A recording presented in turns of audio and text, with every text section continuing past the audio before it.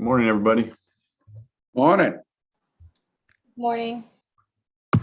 Hello, everyone.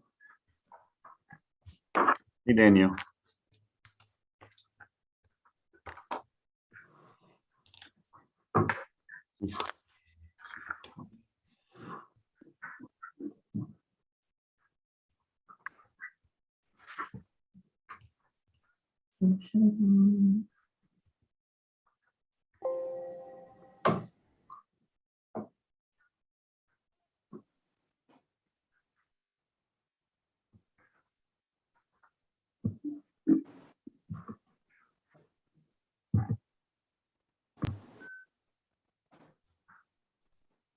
Danielle, looks like we got 4 counties represented. Is that correct? You're muted. Constant problem, sir. Yes, we have Oldham County, Shelby County, Bullitt County, and Jefferson County. We are supposed to be having Julie Sweezy joining us from Spencer.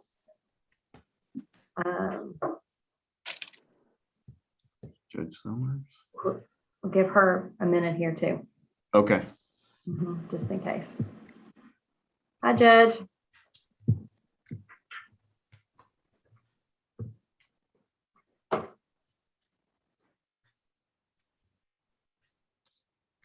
Hey, Craig, while you're sitting there, Thursday morning at 10 a.m., I need you here at my office. I have a gentleman who wants to talk about Bonnie Mere Road and Guest Creek Lake Maintenance Road. So if I can get you here at 10, I'd appreciate it. Okay. I know that makes your day. Eddie gonna be there? No, just you, me, and the complainant. What's his complaint?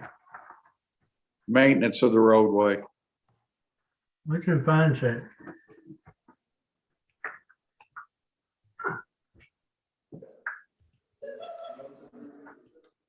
It's not the guy at the end with his boat and everything parked on the road, is it? Firewood and a boat on the end of the road and basketball goal? It's Mr. Anzuk, Anestzko.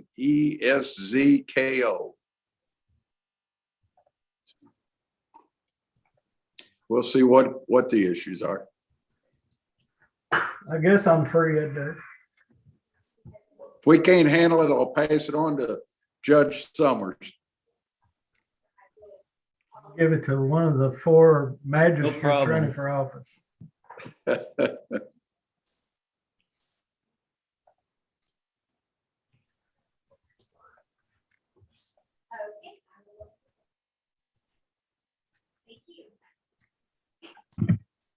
What do you think, Daniel? Yeah, let's just go ahead and get started, and we'll wrap her in here whenever if she pops on late. Okay, that sounds good. Good morning, everybody. This is the January 11th, 2022 KIPDA Regional Planning Council meeting. We'll go ahead and call the meeting to order, and I want to wish everybody a happy new year. Let's hope 2022 is as good as 2021, if not better. Would this be our first meeting of the year? And Rachel, if you would do the honor of doing the council member roll call for us.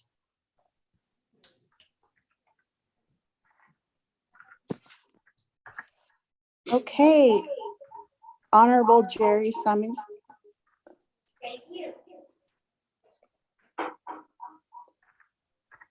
Ms. Felicia Harper.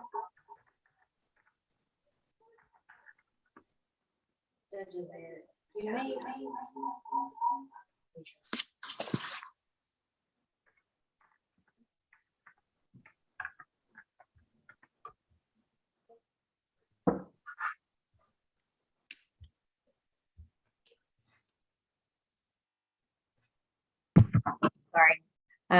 She was having a bit of technical difficulty there. Okay, let's try that again. Honorable better. Jerry Summers. Here. Ms. Felicia Harper. Mr. Keith Griffey. Here. Honorable John Logan Brent. Ms. Amanda Ricketts. Ms. Emily Liu,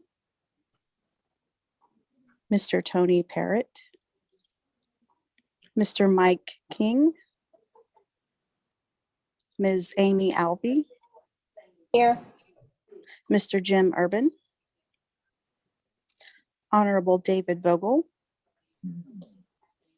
Honorable Dan Eisen, Here. Mr. Ryan Libke, Here. Mr. Craig Myatt, Here. Honorable John Riley, Ms. Julie Sweezy, Honorable Todd Pollock, and Honorable Joe Robinson. Okay, that's it. Tony, Thank you, are Rachel. you here? Sorry, Ryan, are you here representing a particular entity? Good morning. Hi. I just wanted to say that my name is Tony Magling. I'm here. I work for Mike King. So while he is not able to be here today, I am sitting in and will share the brief updates he's given me and take notes back to him and let him know kind of what's going on. So Fantastic. Thank you, Tony. Yeah. Thank you. All right, with that said, we have, was it four of the counties are represented, so we have a quorum. Our next item of business on the agenda is the minutes from the July 13th, 2021 meeting that we held. You should have received a copy of those minutes in your email invite. So everybody should have had a chance to look over those. Is there any questions or comments on the minutes? All right, hearing no questions or comments, I'll entertain a motion. Motion to approve. I'll second. All right, we have a motion by Judge Eisen and a second by Ms. Alvey. All those in favor say aye. Aye. Opposed? Hearing no opposed, the minutes pass. Thank you very much. All right, our next item on the agenda is the KIPDA updates. So Danielle or other KIPDA staff. It's going to be me today. It's been a minute since we've met, so there's been a lot happening. So I just wanted to provide you all with a general overview of what the said division has been working on. We've been incredibly busy. Just to summarize, for the previous fiscal year, so ending the end of June, KIPDA staff provided technical assistance on 61 projects totaling $516 million, submitted funding requests for 58, totaling just over $472 million, and we received approval for 38 projects totaling just over $33 million for the region. There were projects submitted and grant applications submitted in all 7 counties. So we have been wildly successful with pulling in some grant funding for projects and assisting on projects. And now a lot of that assistance was related to additional funding streams coming down related to CARES funding and ARPA funding. So we have the Cleaner Water Grants program that we assisted with, as well as several water and wastewater projects for state revolving loan fund. In addition to that, the CDBG utility assistance grants, we had 12 of those that we have been working on. Well, these are all unique, related to work that KIPDA does. And then just general sort of economic development work we did. We were wildly successful as well with some CDBG applications. Every one of them that we submitted was awarded. So we had the Veland Gravity Sewer Line project for the Veland recycling plant in Shelby County. It was a huge project for Shelby County, an initial $100 million investment with 80 jobs. And then we had the Angels Envy Sewer Line project, CDBG project that was awarded. We've also submitted an EDA application for that. So again, another sewer expansion project, another $100 million investment for Henry County with, again, approximately around 80 jobs, 75 to 80 jobs as well. Additionally, we had a grant awarded in Trimble County for Hardy Creek to provide water for about 7 individuals that did not have access to water. Our Roe Hill Road project, which is a Bullitt County and Louisville water combo project there, received SRF funding and CDBG funding for Roe Hill Road residents. So that was approximately 45 households there that we're going to be getting access to water. They don't previously have it. So widely successful in those projects. We've additionally had some land and water conservation fund projects were funded. One in Shelby County for the Mosdale Park update. We also had a project for Spencer County. We've also submitted another project for Henry County for them to provide a ramp at the baseball field for an ADA compliant ramp and improve their park system there. So it's been a really good year. Additionally, we just got confirmation. This was unusual. CDBG state CDBG funds were really specific to COVID. It was specific to COVID funding that were available across the state, even to entitlement communities. So we just received word that we got preliminary approval for a project in Jefferson County, which is unusual. It's a $1 million grant to Elder Serve, so a senior facility there, and it's going to be remodeling their adult day facility, which is currently had been non-existent. So there had been no adult day services in West Louisville. And so that's going to be able to, we're going to be able to remodel that facility and get those services up and going again. So that was a good award. Additionally, we have had updated our SEDS plan. As you all know, we've been working on our SEDS plan, and we got it's our comprehensive economic development strategy plan. And we got that since Hayden has taken that on, it's been converted into an online plan, and that's been a really nice change. We will be having a rewrite year coming up, and we're going to be inviting regional planning council members to be a part of a committee to help revamp that rewrite for the SEDS plan. Just to bring that back into focus of why that's really important for us to do, make sure our goals and objectives and strategies for the region are in line with what everybody is willing to pursue.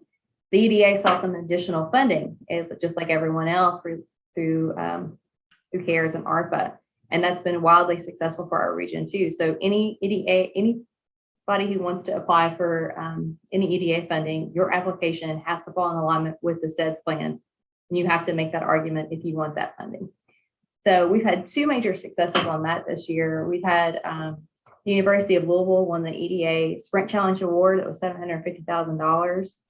And that program is providing startup costs and assistance to project design, actually through implementation. And they award up to $75,000 to recipients to get their businesses starting up. And it's related to tech and social and economic outcomes to for the region specific to recovering from the pandemic. Another huge one that was just announced recently was the Buildblack Better Regional Challenge. So the Kentucky Digital Health Tech and Artificial Intelligence Innovation Coalition, which KIPDA is a part of, and that includes the Academy of Music Production Education and Development, or AMP, Greater Louisville, KIPDA, Louisville Metro, U of L, the Urban League, United Way, and the University of Louisville. The Buildblack Better Regional Challenge was a two-phase grant. We submitted an application, and that the intention of the application is to establish the Louisville region as a national hub for digital healthcare by broadening the region's artificial intelligence talent pipeline and supporting AI adoption in the healthcare sector. And we were awarded $500,000 to then further elaborate and prepare for our phase 2 application that would actually identify the specifics of what that would look like. If awarded, we could get up to $100 million award for the KIPDA region solely to develop this AI in healthcare sector field, with a potential up to providing up to 6,000 new jobs. So pretty amazing. I don't know exactly what to say. We're just phasing out the phase 2 round of the application. So it could have a significant impact on the KIPDA region. So we will keep you all informed. The deadline for the second phase submittal on that is actually in March. So I'll keep you all updated on how that goes and when we find out. So that could be a substantial gain for our region if that were to be awarded. And just to bring that into highlight, why the SEDS is so important, that we want to make sure that in the future, when future opportunities come up like this, that we want to make sure that we're including everything in our SEDS plan that the region is wanting to accomplish in the next few years when we do our update. So we just want to invite you all to participate in that process. You'll be getting, it will probably won't be reaching out, until spring to get a committee started, but just look for that communication. And then lastly, the last big thing that we have done is, we've been working on our hazard mitigation plan update. We did this was a huge effort to change this to an online plan to make it more accessible, to make the information more digestible, more interactive. You can download the data, you can zoom in on maps and search, and they're more interactive. Hayden wrapped up the project for us, but Olivia kicked that off, and she's no longer with us, but we did manage to get that done. And it's actually the first online hazard mitigation plan in the state. So it's a new thing for us to do this. So I would like to sort of show you all what that looks like real quick. Maybe. We're really, really excited about it.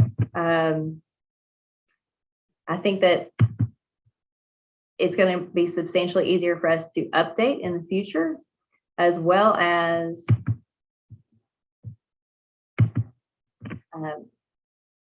keep the information more digestible. And I think that's important because the hazard mitigation plan in the past has been a 500, 600 page paper document that just goes and sits on a shelf. And we want the information to be able to be more accessible and more easily used, which is the plan. So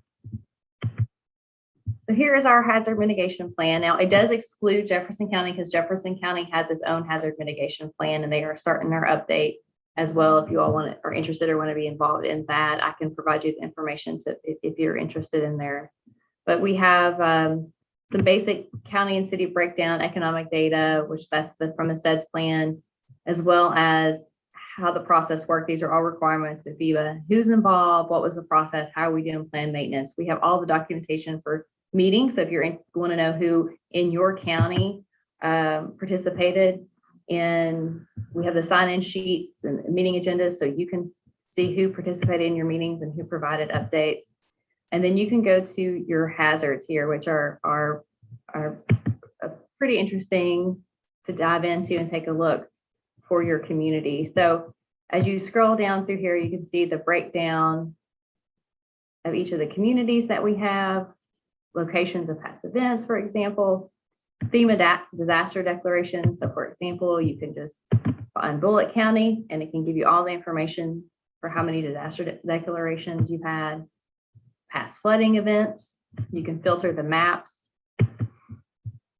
Again, looking at just a particular county, it can give you can zoom in on maps to get a better idea, hover over the points to find out details about those events. There's all kinds of information related to that. And so I highly recommend that you take a minute to explore your community and look through those hazards if you haven't done so already. And I know many of you all spoke to Olivia and participated in providing some feedback to her through this process. So I greatly appreciate that. Additionally, you're going to want to look into your action section. Taking a look at that, explaining what changes have occurred since the 2016 plan. And then you can look into your specific community. So, for example, scrolling down to Shelby County, we have all your all's goals and actions and implementation listed here in this chart. And you can actually view the table here and download that data if you so choose. It makes it handy. So we will be taking this to the Regional Hazard Mitigation Council next week is that meeting. And so once we get approval for that, it's already, once we get approval for that, we're going to be taking it to board and it's going to be going to FEMA to get officially approved. So if you see anything on there that you think is lacking or missing in your community, if we've missed an important event, if you think if there's any actions or goals that you think have not been included or if something needs to be edited, please do so. I know a lot of times our planning staff, some can provide very valuable insight to some hazard mitigation projects that we need to be addressing, and something that related to development and hazard issues and those sorts of things. So if there's anything that has been missing that you think in your community, please provide us with that. We can update that accordingly. Is there any questions about all that? All of the rambling that I just did? I threw a whole bunch of information at you all. We've been very, very busy, and I just wanted to keep the council informed on what all we've been doing. And because we have been quite busy this year. It's been a wildly successful year for our region and for the SEDS division and the work we've been doing. I just wanted to share that. So if you have questions about any of that, you can ask me now, or you can reach out to me later. That's the end of my update. All right. Thank you, Danielle. Anybody got any questions for her? All right. So let's move on. Is there any other updates from KIPDA staff? No? All right. So our next item then is the county quarterly update. So we'll go ahead and go through the different counties and see what's going on there. Judge Summers, you want to start us off with Bullitt County? You or Keith? Sure, well, we sure can. We literally have 6 major water projects on the books for this coming year. We've added Cabin Lane, some more funding to Row Hill, and also Rummage, Grigsby, and Vaughn Roads, along with all those projects in the community.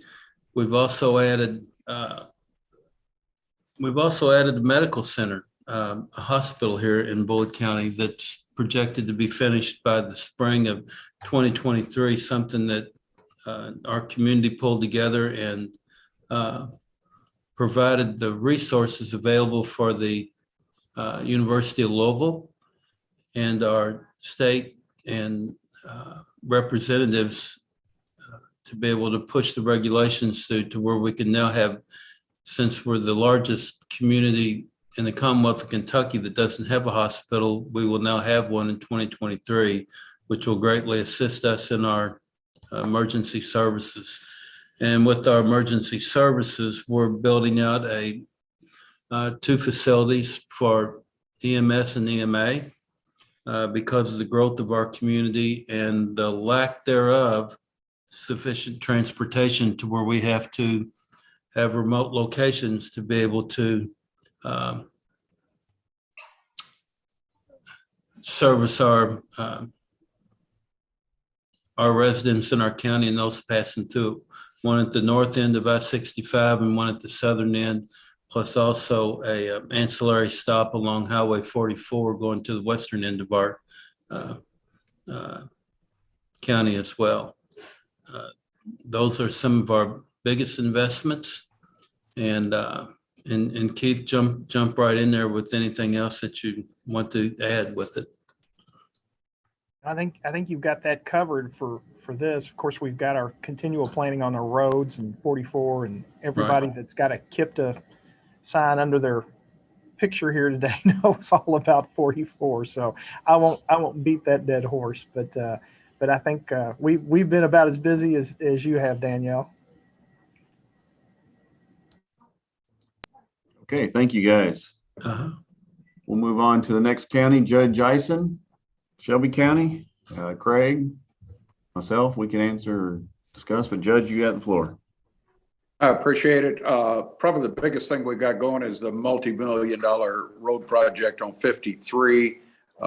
That's still probably a year and a half away from completion. That took 14 years to get funding out of the state on it, but we've got it. It's moving along.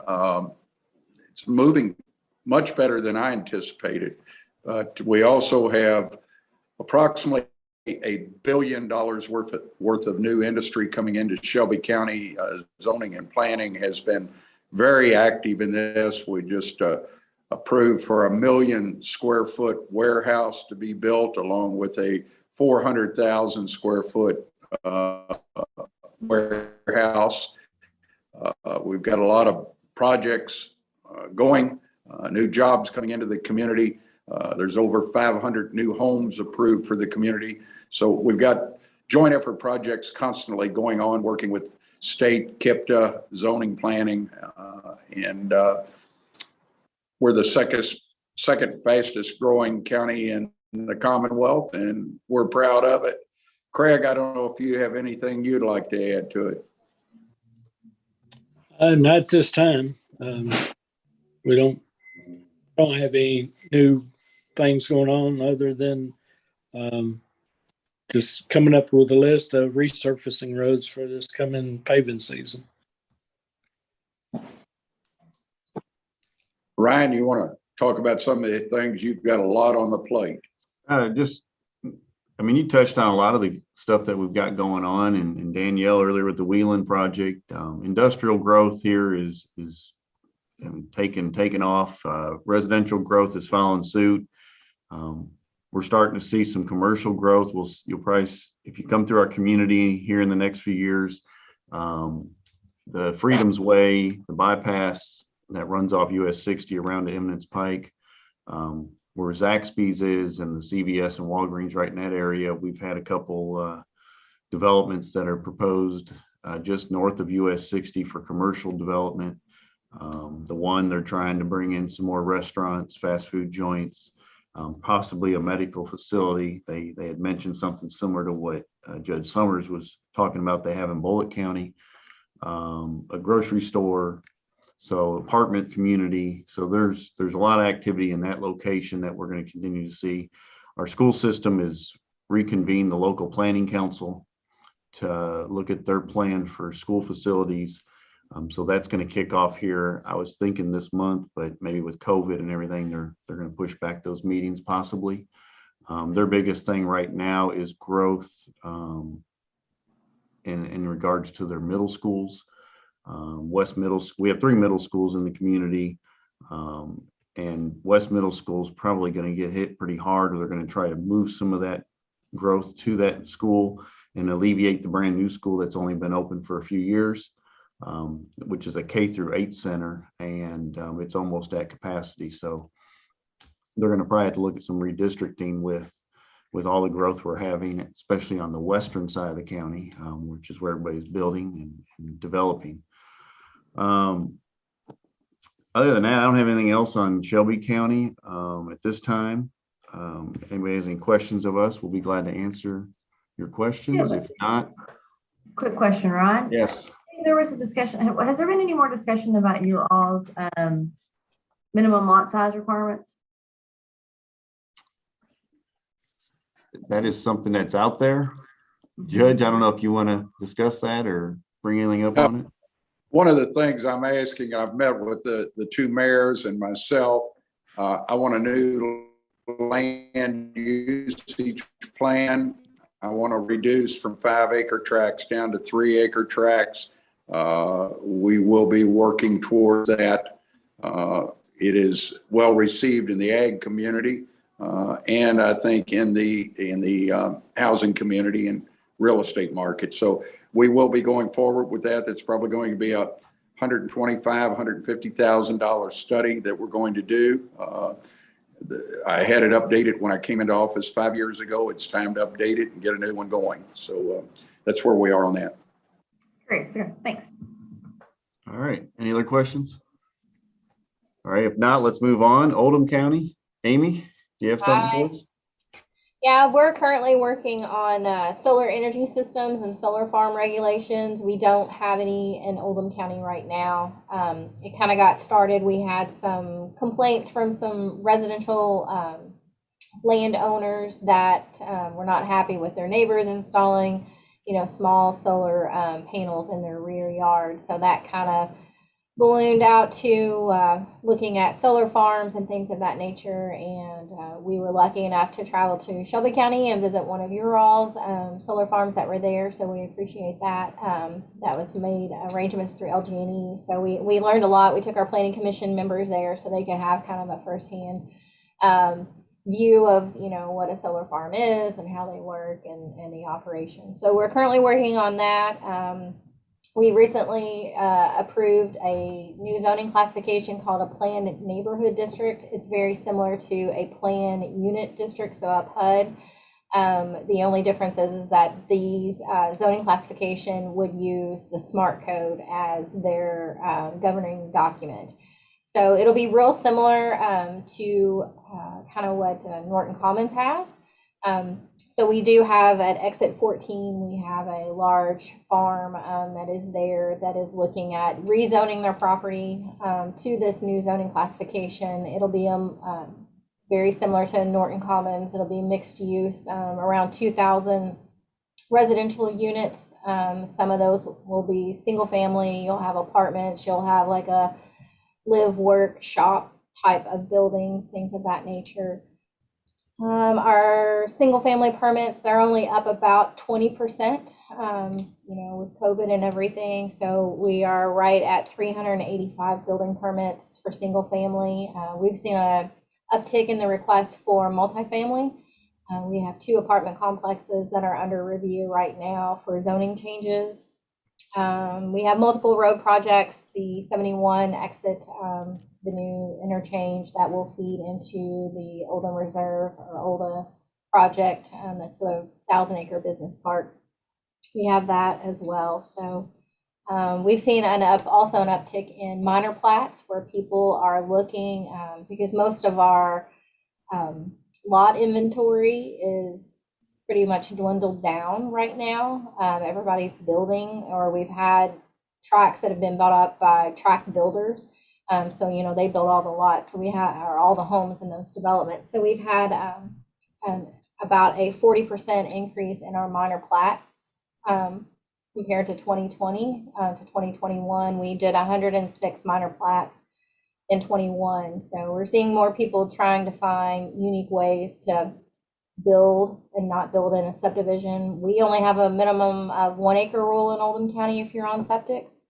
So, we have people that are wanting to build and not build in a subdivision. So we've seen an increase in that. And that's really all I can think about right now. All right, thank you, Amy. We have I got a Julie. question. Oh, go Sorry, ahead. I got a Amy. question for Amy. I'm the question asker today. Do you care to elaborate much on what direction you all are going related to regulating solar farms? We are looking at like minimum lot size. Right now it's in the study review committee, which is a subcommittee of our planning commission. So we are looking at, minimum size, and then what type of setbacks they would be required from like residentially used property, not necessarily residentially zoned property, but property that's used for residential purposes. So we're looking at setbacks, minimum lot size, bonding. We would have, a larger solar farm would have to be bonded similar to what we have for cell towers. So if in the event in 25 years they, close shop, that they have to, they have a bond in place that, it has to be removed and then the land has to be restored to its natural preservation. So we're looking in that.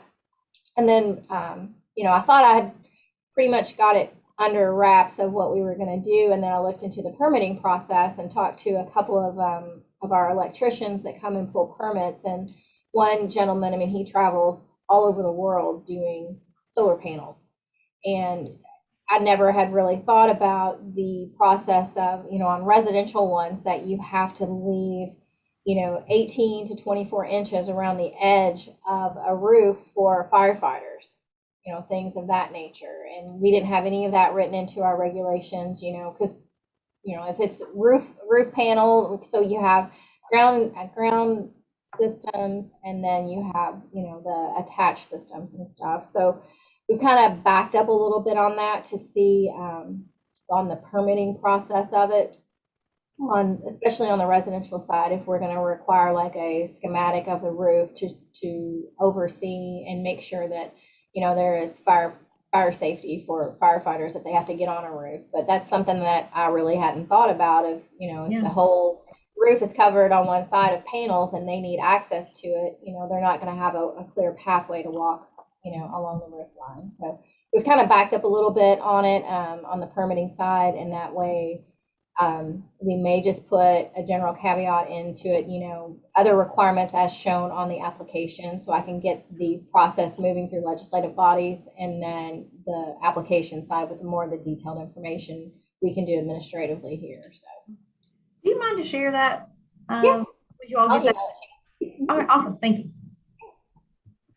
Along with that, we're getting a lot of interest in Shelby County in large tract solar panels.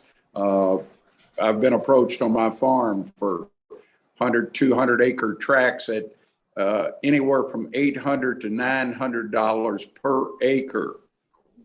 And it concerns me what this is going to do to our agriculture land. A farmer can make more with a solar panel 100 acre tract than he can if he's out growing crops on that 100 acres. This can be a real, I think, concern. I think that I hear there's going to be some legislation coming out of this session proposed on solar panels. So I would hope KIPDA, I know I'm going to be looking at this legislation, what it's going to do and how it's going to impact us. Yeah, we're trying to keep an eye on that. So if you all, anything that you all see related to that, please pass along to us. We're trying to stay updated on that. I do know that when it comes to, I know a lot of, everybody says, sometimes these farmers' retirement plan is to sell the farm for subdivisions or potential development and that sort of thing. And so my initial thoughts are, it's much easier to revert the land back to agricultural production from a solar farm than it is if the property were to potentially be, pursued for housing development or residential development, which we know is sometimes can be the case. So I definitely want to keep an eye on that. And so Judge, yeah, please pass along anytime you see any information along that, especially anything through the legislative session, please pass that along. Will do. Okay. All right, let's go on to the next county, Spencer County, and Julie Sweezy, who's with us. Here There we you go. Okay, Yep. I was a little late to the game, sorry. Kind of like Amy said, with them, our lot inventory is at a minimum right now. I'm going to give an example. In the fall, we had a very small little like 20, 25 acre lot development come in, and I would say over 50% of those are under roof already. It just seems that the housing is booming around here right now. I've got several new residential developments in the process. Most of them are already through the zoning process, and now we're at, plat approvals, that kind of thing. I do have 97 acres coming up, just my next docket even for looking at another residential neighborhood. Something we just got completed was our subdivision regulations for the county itself. We've got those updated just last meeting. We're going to look into starting on our city subdivision regs to get those redone. And then this year's our year for a comp plan. So as soon as we can plug in some census numbers and things like that, we'll be looking at finishing up our comp plan for this year. But it's been kind of busy around here as well. All right. Any questions for Julie? Thank you, Julie. All right. Let's move on to Louisville, Jefferson County. Tony, I think you're sitting in for Mike King, so if you'll do the honors of updating us on what's going on in Jefferson County. Yes, thank you. Good morning, everybody. So we've got just a couple of things going on with our sustainability office that are countywide and pretty major initiatives these days. So we have the Solarize Louisville program that is getting underway to kind of piggyback on some of the other solar conversations that have been going on. This particular program is looking to try to help people access a quality installer. And so Louisville Metro is looking at procuring a vetted solar installer that we can then negotiate a discounted price with, so that people who would like to install solar on their residential properties will have access through a vetted program to that service. That is information can be found about that at 100percentlou.com. Right now, we are accepting early access forms for people to indicate interest in the program. And we're basically at this time just asking for basic information about people's properties, such as their location and their energy use, to help us determine the suitability for solar. Once we have a selected installer, we'll be doing outreach to the residents who have reached out to us. And right now, we're just trying to get the word out, because the more signups we have, the greater discount we'll be able to negotiate with that installer. While the focus of the program is here in Jefferson County, we are accepting information in the early access forms from people across the region, including people in Southern Indiana. So if you all want to take a look at the program itself, I'm happy to connect you with Allison Smith, who's running our sustainability group, who can get you more information about the specifics of that. The other sustainability related initiative that we're involved in that's countywide at the moment is related to electric vehicles. So we are currently in the process of making a fleet electrification plan for Louisville Metro, looking at our own vehicles and what kind of vehicle procurement we may be able to have there, as well as charger installations that would either be accessible to obviously for Metro fleet purposes, but also potentially for the general public. Following on that fleet electrification plan, we will be looking to start up a community electrification plan that would help provide more, public electric vehicle chargers kind of around Jefferson County, and kind of angling hopefully for some of the grants and funding opportunities coming out of the Infrastructure Investment and Jobs Act that was just passed. On that topic, we have been doing some analysis internally of the various plans and projects that we have at various levels of shovel ready, we'll say, that may be able to apply for some of the discretionary funding that is going to be made available. So we're keeping a close eye on all the larger pots of money from the IIJA, as well as the new programs that are being put out there. We have two major, at least our office is conducting two major corridor plans right now. We have the Broadway all the way corridor master plan, which is mostly complete at this time. We're working out a few of the final kind of details on that before posting the kind of full set of alternatives and the preferred alternatives for the public to comment on that.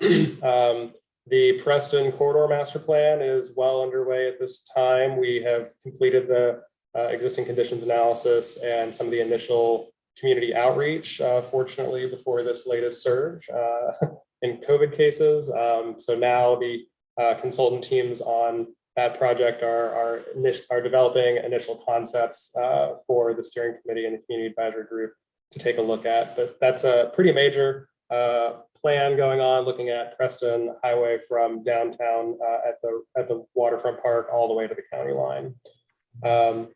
We've got neighborhood plans that are in the works as well. So the Shively long range plan, which we're working with the city of Shively on that project, is in procurement right now. The RFP for Clifton Crescent Hill closed just yesterday.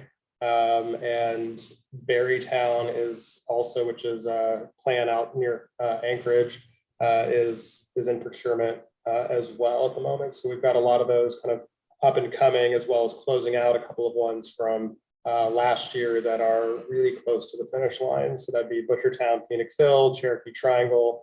The neighborhood planning process that we manage as an office has been going pretty hot and heavy recently. So I think that's covers the major things that we've been working on with our office, and we continue to do a lot of coordination with Public Works on things like the paving schedule, with TARC on transit projects, and and then bike and pedestrian safety improvements and things like that as well, looking at Vision Zero and those initiatives. So if you have any other questions, I'm happy to take those as I can, or get you in touch with someone else who can better inform you than I could. But anyway, thank you all for your time this morning. All right, thank you, Tony. Anybody have any questions for Tony? All right, hearing none, let's move on. Danielle, we have any announcements? Yeah, no, the only announcement I have is that, like I said, reiterating it, you will be getting communication from us related to participating in the SEDS committee for that update. And I would appreciate your all's feedback. You might receive a survey along to that too, so we'll be looking for that. Other than that, the next Regional Planning Council meeting is April the 11th. So if you all have any topic that you would like me to ascertain a guest speaker on, and that can be anything of, like I said, we have had, we've discussed solar recently. So if there's any other topic or any other organization that you would like to hear from, or something that you're particularly interested in, please pass that on to me, and I can start trying to do some research and pull in a speaker for the next meeting. Okay, sounds good. Y'all could get back with Danielle if you have some topics you'd like to have discussed at the next meeting or future meetings. Mhm. All right, is there other business? No, sir. Okay, at this point, we'll do the public comment period. I don't really see anybody on the Zoom meeting for public comment, but I don't know if there's any. No, there's no. Nothing submitted. Okay, so public comment period then has been offered and it's no takers, so we'll move on. Daniel noted our next meeting will be April 11th at 11 a.m. So go ahead and mark that on your calendars so that way you don't take that spot up in the next few months. Oh, sorry, Ryan, on that note, are you all comfortable with, I'm just going to continue to keep this a solely 100% Zoom meeting only. Is everyone still comfortable with that after? So, yes. Yeah, I'm good. Saves time on travel. Yes. All right. Since we've got everything discussed on the agenda, our next item will be for adjournment unless somebody else has anything else they want to bring up. All right, not hearing anything, we'll entertain a motion to adjourn then. I make a motion to adjourn. We have a motion from Amy. We have a second from Judge Summers. All those in favor say aye. Aye. All right, ladies and gentlemen, we are adjourned at this time. We appreciate your time today. Thanks for all the information, and we'll look forward to seeing and talking to you in April. Wonderful. Thank you. Thank you.